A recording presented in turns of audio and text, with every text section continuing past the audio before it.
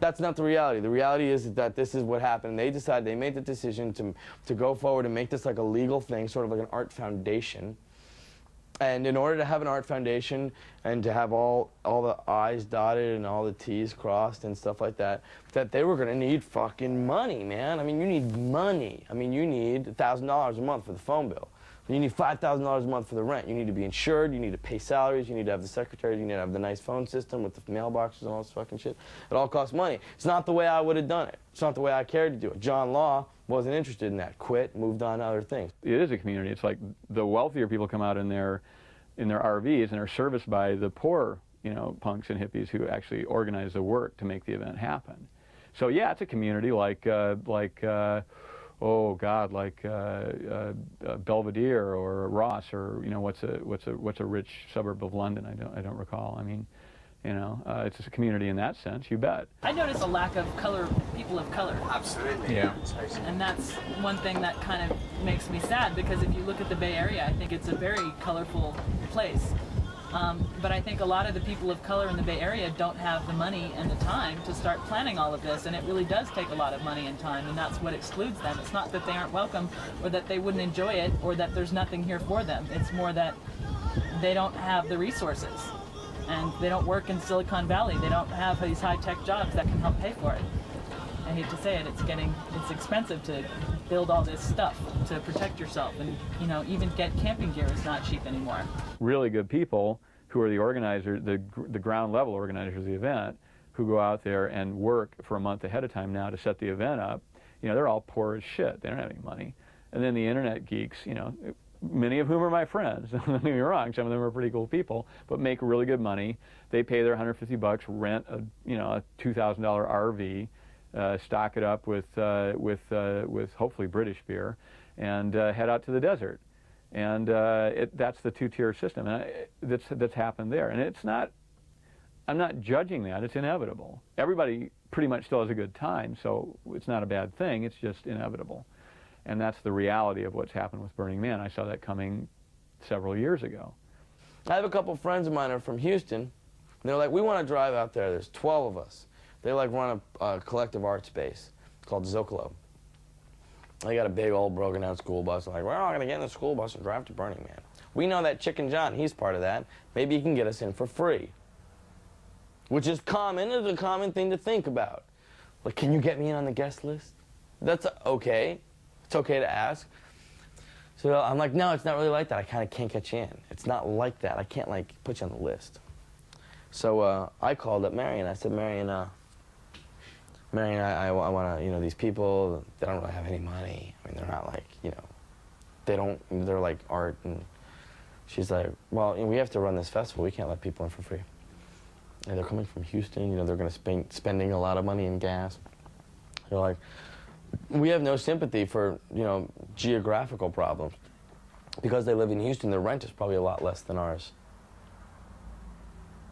Putting a wall and saying only people that have $100 can come to our event, you know, because that's, you know, it's saying to people that are poor, if you're working for $5 an hour, you're poor, you know, we don't want you.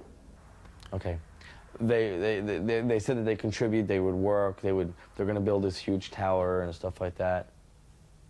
Nothing. I had to steal tickets to send to them. I had to steal tickets. I had to lie and steal to get people to come to the festival and get them in. But to my credit, I would only lie and steal the tickets. I'd lie and say, I need to give these tickets to this place that's doing something for us in exchange. And instead of in exchange for money, they're doing it in exchange for tickets. And then the Burning Man people would say, okay, here's some tickets. Thank you. And I give them to my friends. But I'd only give them to friends that are like from out of town who wouldn't be able to come. They would not be able to come if it weren't for me doing that. So I mean, the idea is not like you're losing revenue. You're gaining artists. You know what I mean? That's kind of, these people aren't going to come. Think about it now. There's 12 of them. $1,200 plus $700 there and back in gas, maybe more. $2,500 for 12 people who live like shit in a warehouse in Houston to come to the festival? No. No, that's wrong. That's a mistake. That's a fucking huge, monstrous fucking mistake. That's integrally fucking wrong. Creates these elitisms. And I think that if we're working on creating culture, and making a catalyst for culture, I would think we'd want to get away from the elitisms. That's what I think. You know, we want to create a culture where everybody's somewhat free. Not everybody has the same, but everybody has a kind of a similar freedom. You know, it's the same freedom we have walking down the street. We want that. You know, we want public space. I think that's civilizing. That's civilizing. In this sort of utopian city that they've created here, cars are not too cool, and driving has sort of become looked down upon. Whereas in the beginning of Burning Man, I think driving was a big part of it, being able to just race across the desert, you know, at high speed. And at Burning Man, it's about, you know, it's all about community, but I don't know. If community is all about, like, is it about community or is it about chaos? I don't know. I heard it was all about chaos, but as the years go by, you know, the whole thing they're pushing now is community, so maybe that's what it was supposed to be. Our cars were a part of Burning Man from the very beginning. See, now here's this guy over here, like, look at this guy, see? What's that? You're kicking up a bunch of dust a little bit slower would be great. Oh, yeah? Thanks. Okay. Are you with the dust? I'm dust? just somebody who gets dust in his face, and if, you know, other people are going to tell you that if you go Okay. at that speed. You're You know, we're all in this together, you know. You're a dust Nazi? Or just a concerned citizen? Yeah, just a concerned citizen. Where the fuck is the chaos in that guy?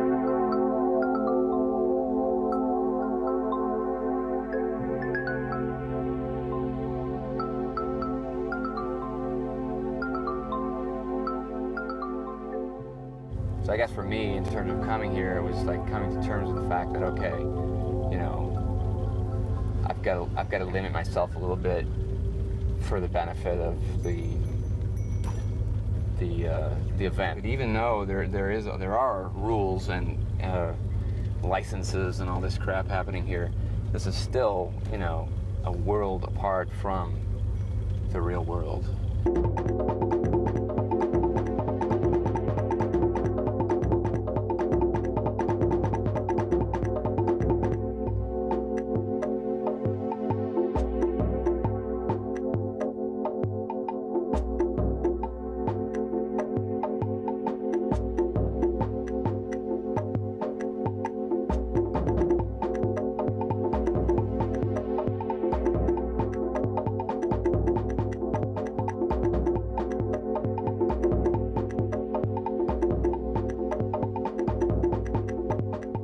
The rules are in our minds. We don't leave them just because we go out to the desert.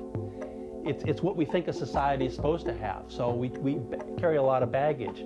So I think a little bit of the early, it's mostly an anarchist early desert experience has turned into more of, well, we've got to keep these, you know, these 15,000 people because we don't want to have anybody killed, and we don't want to have this, and we don't have that. So there's a tendency to get a little bit rule-oriented, which I think is, you know, is perhaps a little. I think that's why some people have dropped out of the Burning Man. With that growing, that surging population, suddenly what has been a rather, you know, anarchic,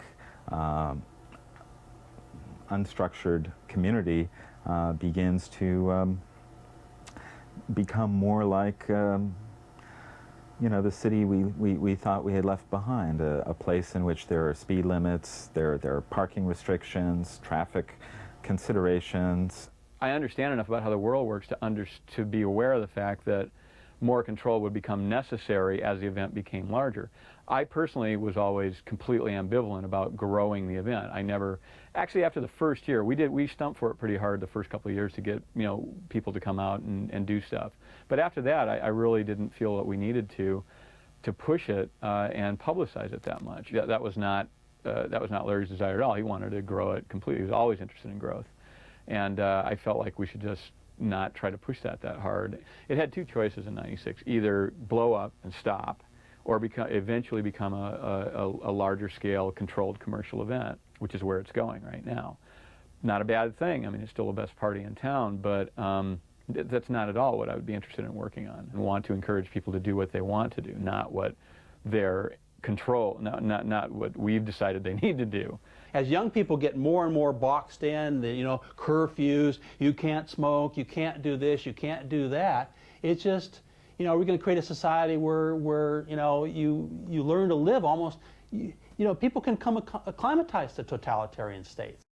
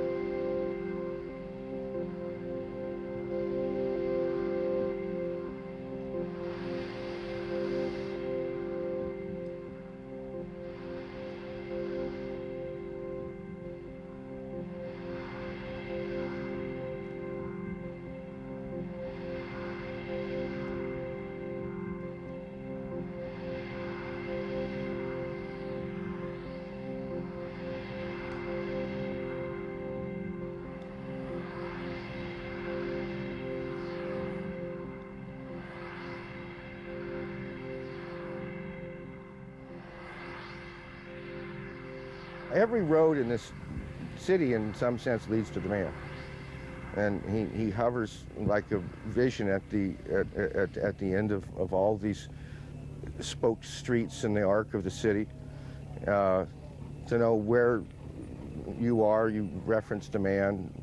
Finally, it seems like knowing who you are includes that final or ultimate reference. They took the event, they bent it over a barrel, and inserted like all this meaning up its ass. You know what I mean? And it just like kind of stayed up there, and like now that it's, you know, all fucking diluted with like shit and grime and the stuff that's in your intestines, now that's ready to come out. Here you go. Meaning. It's a trademark image. People recognize it. It's allowed the event to have a bigger picture, or have a bigger media input or media impact. This is culture. This is a demonstration unit of what culture can do if you can simply provide the right circumstances. It's a little like the origination of life itself. Come on, you know, let's go to the desert and get naked and get stupid and do drugs and drink beer and build stupid shit and then light it on fire. You know, the person who builds the stupidest thing wins. You know, I mean, that's like what the energy that went to Burning Man, that built, that the foundation that was built on was stupidity and chaos. And they're trying to like switch that around now and say, stupidity and chaos, legitimate stupidity and chaos. Well, we just started burning, you know, a man in the beginning, and you can say a lot of things about that. But fire has always been considered an elemental thing, a primal thing. It's probably the basis of the first form of human community. And there were two big tools, fire and the lever, and they probably blundered into fire first. And what happens then is what happened on the beach in 1986 when we began Burning Man. People form an instant circle around it. And that circle has interesting properties. If you're arranged in a circle like that, then the reflected light of the fire, it lights up every face. And so you're instantly ranged in a community with other people. Look, Larry, look, I built a thing. See it? See my thing? I built it. See how tall it is? See, it's so tall that the wind is gonna knock it over at some fucker walking by. You know what I mean? Cause you know, see, look, I'm wearing fishnets and a lobster on my head. Isn't that wacky? Don't you see the meaning in that? You know, the claws and your mine claw mining claws. You know, the great lobster mines of the late 70s with the umbrella mines, you know, like, whatever. You know, it's like, you're almost like you're looking at a situation where people are like trying to justify their being there, their guilt. It's like, oh my God, I'm gonna go up there. I'm not an artist. What am I gonna do? I know, I'll build a thing. As this illumination in the night and this release of energy is beyond you and more than you and greater than you. And it feels transcendent. I mean, Larry's really, in a way, he is the Burning Man because it's come to represent his ego completely. And so consequently, his drive and his single-minded pursuit of this concept of the Burning Man is one of the reasons why the event's gone on and grown to this huge thing that it is.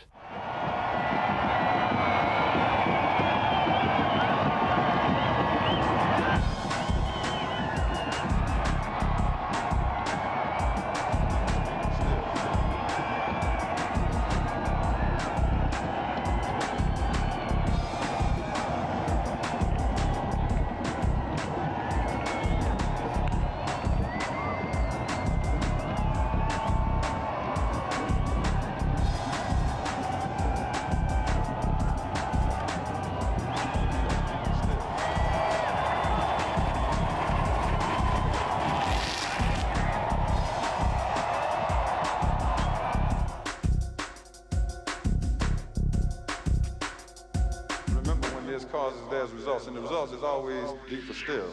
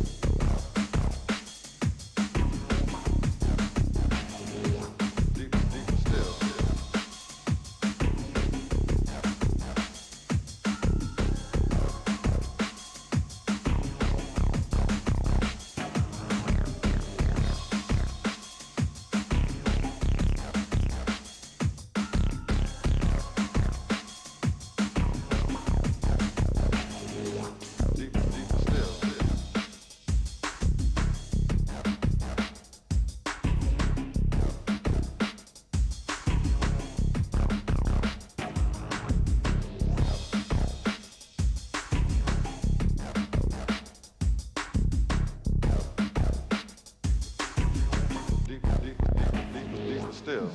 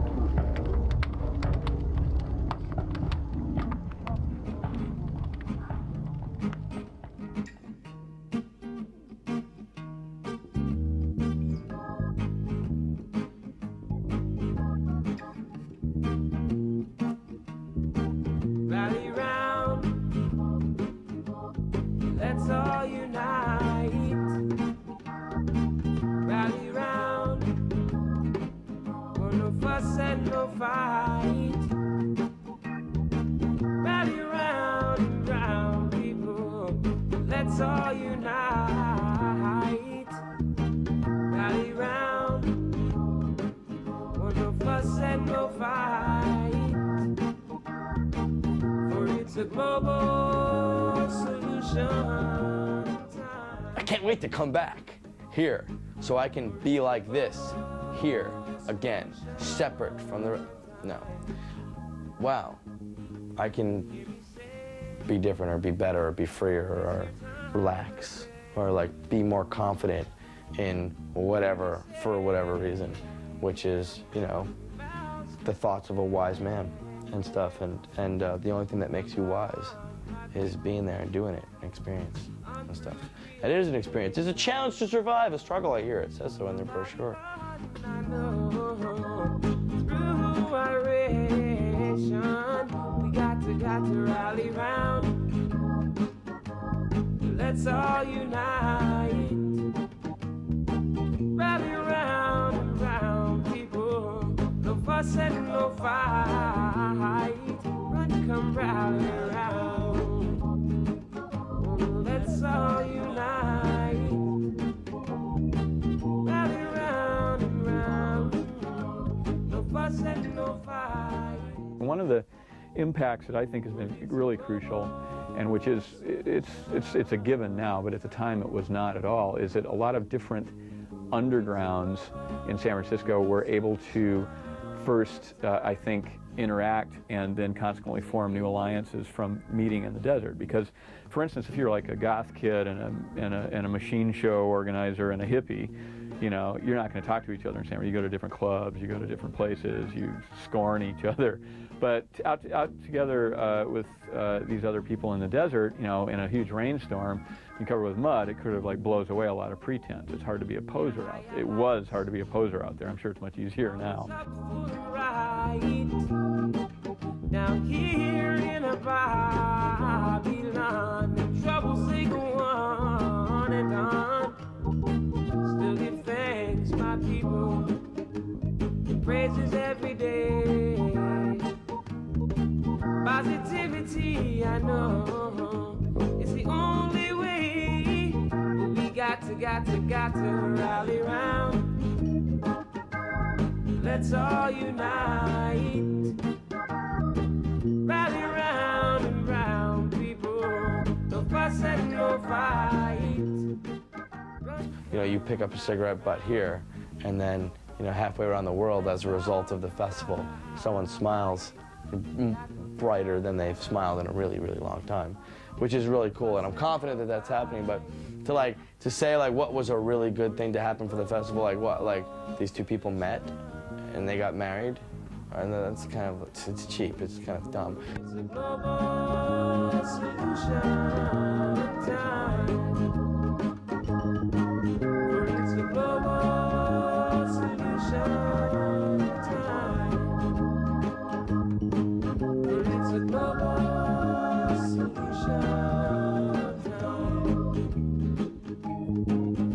It's a no more. I think you have to see all of these social processes as organic, and just like the growth of a flower or a tree or anything else.